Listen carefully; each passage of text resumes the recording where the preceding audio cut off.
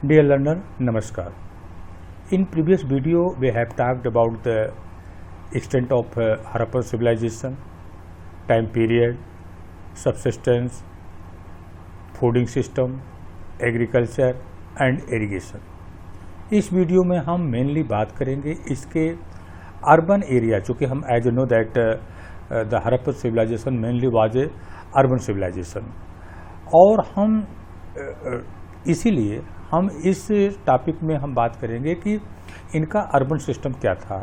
चूँकि जैसा कि हम अभी पढ़ेंगे कि इनका अर्बन सिस्टम आज की ही तरह जिस तरीके से आज है उसी तरीके से प्लान्ड और सिस्टमेटिक था, और जो इनके घर बने हुए थे, जो उनके हाउसेस थे, वो पूरी तरीके से जो एक आर्किटेक्चर या इन चीज़ों का जो ध्यान रखा जाता है उन सारी बातों को ध्यान में रख करके बनाया गया था। तो लेकिन इस अर्बन सिस्टम को हम समझने के लिए हम एग्जाम्पल के रूप में ले रहे हैं Mohenjodaro, a planned urban centre as perhaps the most unique feature of the Harappan age हम बात कर चुके हैं was the development of urban centre. जैसा कि हम सभी जानते हैं कि इसका जो पहला जो डिस्कवर्ड प्लेस था, जो जिस पर हम खोज हुई थी, वो हरप्पा थी।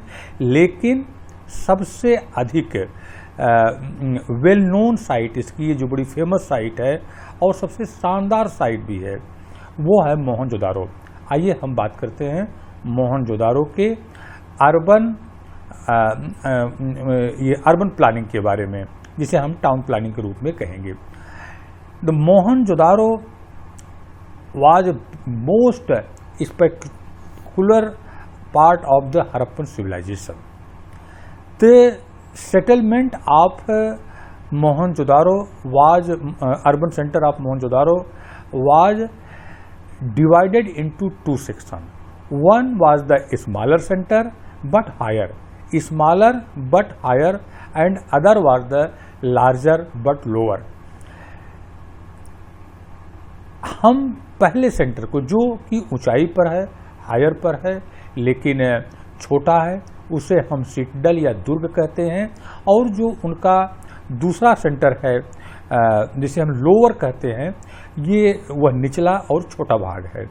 जो लोअर टाउन है वो क्या है, वह ईस्ट साइड में बना हुआ है, और जो छोटा और ऊंचाई पर बना हुआ है वो मेनली वो वेस्ट साइड में बना हुआ है। आइए अब हम शुरू करते हैं। This citadel owes its height due to the fact that buildings were constructed on mud brick platform. जैसा कि अभी बात हो रही थी कि जो इनका सिटडल पार्ट है, जो कि वेस्ट में है और हाइट पर है, वह ऊंचाई पर है। यह ऊंचाई पर किस लिए है? क्योंकि यह एक ईंटे के प्लेटफार्म पे होने के कारण यह ऊंचाई पर है, और यह इट वाज वॉल्ड।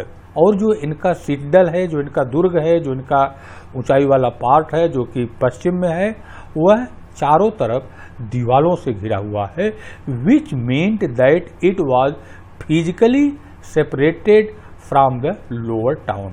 और इसका मतलब ये हुआ कि जो इनका सिटडल है, इनका दुर्ग है, जो कि छोटा और ऊंचाई पर बना हुआ है, वह जो इनका लोअर पार्ट है उससे यह अलग बना हुआ है। अब आते हैं इनका the lower town. The lower town was also walled. यह भी जो है वॉल से घिरा हुआ है। Several buildings were made on the platform that served foundation. और यहाँ पर भी बहुत सारी बिल्डिंगों को यहाँ पर भी एक चबूतरे पर बनाया गया है, प्लेटफार्म पर बनाया गया है, और जो कि उनके फाउंडेशन यानी कि उस मकानों के फाउंडेशन के रूप में भी वो काम करती हैं। एज हमने शुरुआत में बात की थी कि जो मोहनजोदारो के या अन्य अर्बन सेटलमेंट हैं, ये प्लान्ड वे में है। इनकी टाउनिंग जो है वो प्लान्ड वे में जैसे आज हुई है। इसके कुछ एग्जाम्पल बताए गए हैं, जैसे कि जो प्लेटफार्म बनाए गए हैं, चाहे वो सिटडल एरिया में हो, चाहे वो लोअर सिटी में हो, जो कि आम आदमियों के रहने की जगह थी, जो वहाँ पर प्लेटफार्म एक बार जो बनाए गए हैं, all buildings activity within the city was restricted to a fixed area of the platform। जो बिल्डिंग बनाई गई उस प्लेटफार्म के अंदर पूरी तरीके से, यानी कि उनका एरिया उस प्लेटफार्म के अंदर एकदम से रिस्ट्रिक्टेड तरीके से उसको उसी अंदर रखा गया है। और इसीलिए यह लगता है कि जैसे पहले बड़े ही प्लान तरीके से जहाँ जहाँ चबूतरों की ज़रूरत थी चबूतरे बनाए गए हैं, और इसके बाद उन चबूतरों पर बिल्डिंगें बनाई गई हैं। दूसरा हम कह सकते हैं कि इसका प्लानिंग का जो दूसरा एग्जाम्पल है कि क्यों कहते हैं कि ये प्लान्ड है। Other sign of planning include BRICS.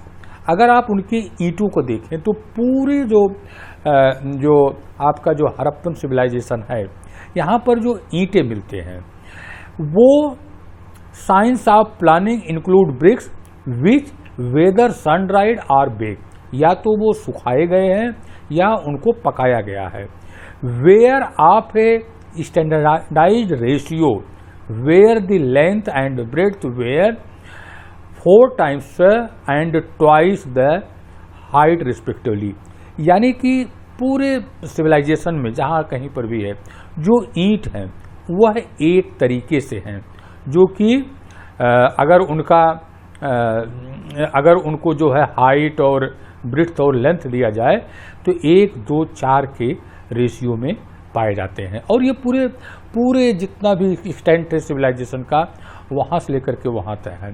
Such bricks were used at all Harappan settlement. और ये पूरे हड़प्पन, और तीसरा एग्जाम्पल भी है जो कि पहले यहाँ पर दिया हुआ है कि हम इसको भी प्लानिंग कर सकते हैं कि अगर जितने चबूतरे बनाए गए हैं, जितनी उसकी मिट्टी पर जितनी उसकी मिट्टी लगाई गई है, अगर ये कहा जाए कि कितने मजदूरों की ज़रूरत थी तो करीब 40 लाख मजदूर दिवसों की ज़रूरत है। यानी कि इतनी बड़ी मात्रा में अगर मजदूर लग रहे हैं, इतने प्लान तरीके से ईंटें बनाई गई हैं और जो चबूतरे बनाए गए हैं उसके अंदर बिल्डिंगों को हर जगह रिस्ट्रिक्टेड रखा गया है, so that all the urban centre was very well planned centre. बहुत ही वेल प्लान तरीके से बनाया गया था। नाउ अब हम इसका हड़प्पन सिविलाइजेशन का लेइंग आउट ड्रेन्स देखते हैं, ड्रेनेज सिस्टम हम इसके देखते हैं कि किस तरीके से ये भी प्लान्ड है। One of the most distinctive feature of the Harappan civilization was the drainage system. हम ये देखते हैं कि किस तरीके से if you look at the plan of the lower town you will notice that road and streets were laid out along an approximate grid pattern. जो सड़कें हैं वह ग्रिड पैटर्न पर हैं और जितनी भी सड़कें और गलियां हैं एक दूसरे को 90 डिग्री पर काटती हैं। If it seems that streets with drains were laid out first and then house build along of them.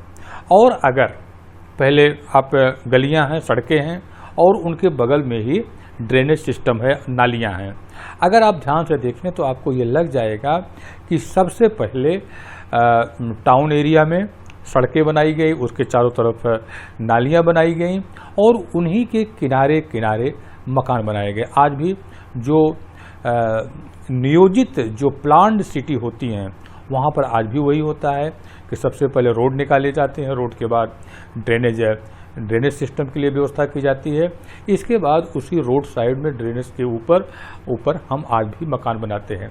और हम इसीलिए अगर आज से हम इसको तुलना करते हैं, कंपैरिजन करते हैं, तो जो हमारा जो अर्बन प्लानिंग सिस्टम आज का है वह काफ़ी कुछ हमारे पुराने जो मोहनजोदड़ो की जो प्लानिंग सिस्टम थी या हड़प्पन सिविलाइजेशन की जो प्लानिंग थी, अर्बन प्लानिंग थी, उससे काफ़ी मिलता जुलता है।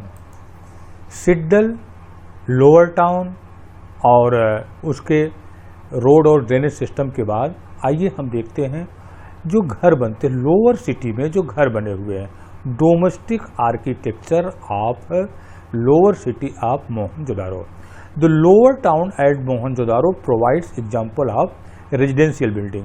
जो लोअर टाउन है निश्चित रूप से वहाँ पर रेजिडेंशियल बिल्डिंग बनी हुई है और जितनी भी रेजिडेंशियल बिल्डिंग हैं सेंटर्ड ऑन ए कोर्टयार्ड, उन सभी बिल्डिंगों का जो सेंटर है वह उनका कोर्टयार्ड, एक आंगन है, जो कि चारों तरफ रूम, उसके चारों तरफ क्या है, साइड में, हर साइड में उसके रूम बने हुए हैं।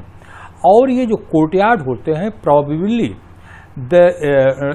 ये जो है centre, probably these courtyard were the centre of activities such as the cooking and weaving.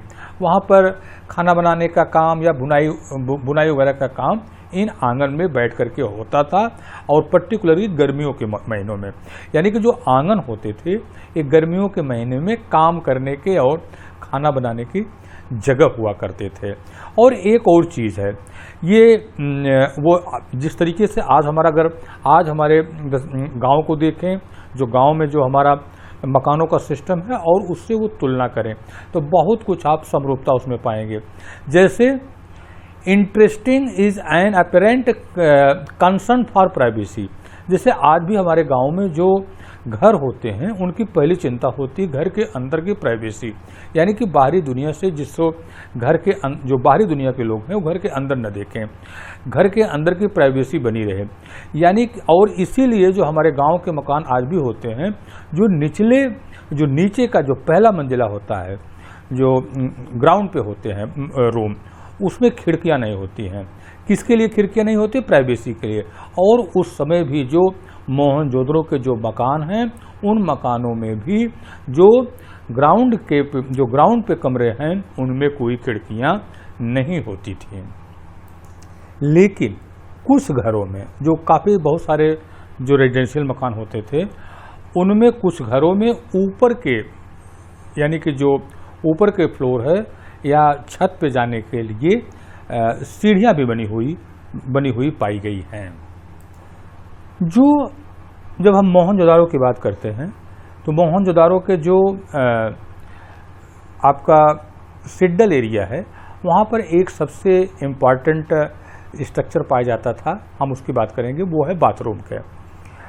जितने भी मकान पाए गए हैं उनमें अपने बाथरूम पाए गए हैं जो कि पेव्ड विथ ब्रिक्स, वो पक्के ईंटों से बनाए गए हैं, और जिनके ड्रेन जो होते हैं, जिनकी नालियाँ जो होती हैं, वह दीवार के सहारे वो बाहर के ड्रेन से, बाहर की नालियों से, यानी कि जो उन बाथरूमों का पानी होता था वो बह करके बाहर जाता था। और मेनी हाउसेज हैड वेल, बहुत सारे जो रेजिडेंशियल मकान होते हैं उनमें कुएं थे। कुएं उन जगहों पर, उन कमरों में पाए जाते थे जो कि बाहर से जुड़े होते थे, जहाँ पर यानी कि आकर के बाहरी लोग भी, यानी कि जहाँ पर बाहर से लोगों का आना जाना बन सकता था उन कमरों में, जो कुएं वाले कमरे होते थे। मोहनजोदड़ो की जब बात चलती है तो सिटडल के अंदर कुछ ऐसे स्ट्रक्चर पाए जाते हैं जो मेनतः प्रोबेबली जिनका उपयोग पब्लिक पर्पज के लिए होता था, यानी कि वो जो बड़े विशिष्ट और बड़े स्ट्रक्चर पाए गए हैं जो कि विशेष रूप से जब कोई सरकारी स्तर पे या ऊंचे स्तर पे, बड़े स्तर पे जब सार्वजनिक प्रोग्राम कोई होता था तो उनका यूज किया जाता था। These includes the warehouse, a massive structure of which lower bricks portion remain, यानी कि एक तो गोदाम मिलता है जिसका कि जो कि लगभग खराब हो चुका है, जिसका ऊपर का जो पोर्शन जो शायद लकड़ी का बना होता था वो गायब हो चुका है, लेकिन जो ज़मीनें जो उसका पड़ी हुई थी।